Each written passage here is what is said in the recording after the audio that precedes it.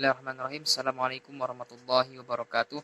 Perkenalkan, nama saya Rian Saputra, nomor induk mahasiswa 1051700597. Di sini saya ingin menjawab pertanyaan yang diberikan oleh Bapak terkait dengan ujian tengah semester.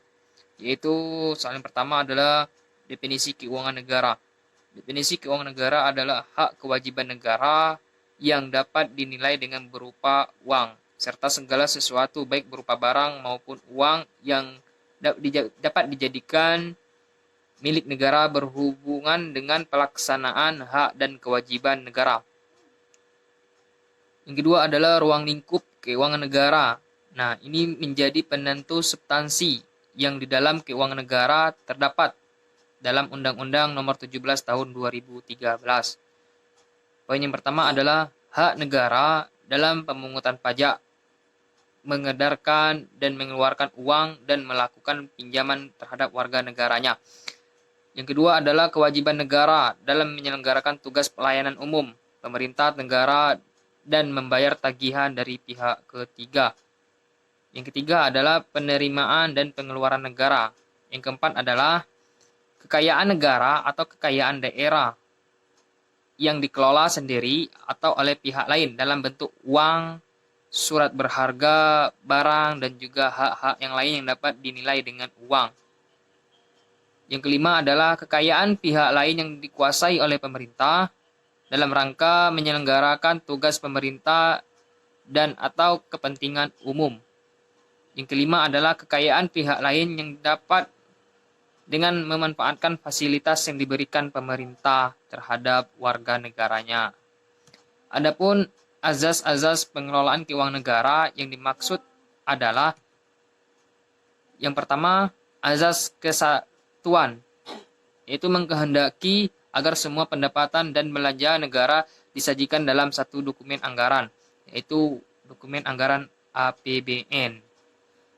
Yang kedua adalah azas universalitas, yaitu mengharuskan agar setiap transaksi keuangan negara itu harus didokumenkan. Karena ini menyangkut keuangan negara, itu lebih transparan dan lebih terperinci.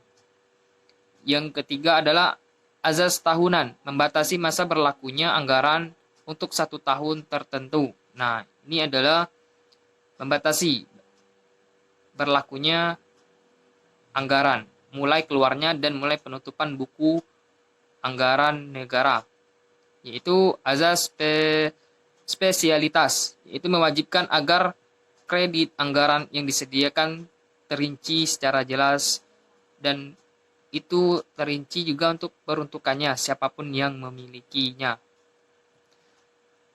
Nah, yaitu sudah tepatkah kebijakan dan langkah pemerintah dalam mengalokasikan dana desa atau dana pilkada untuk menangani COVID-19.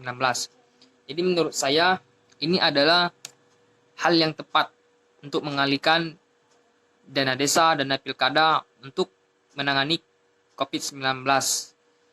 Nah, karena mengingat ini adalah bencana hal yang tak terduga atau yang tidak terkira gitu.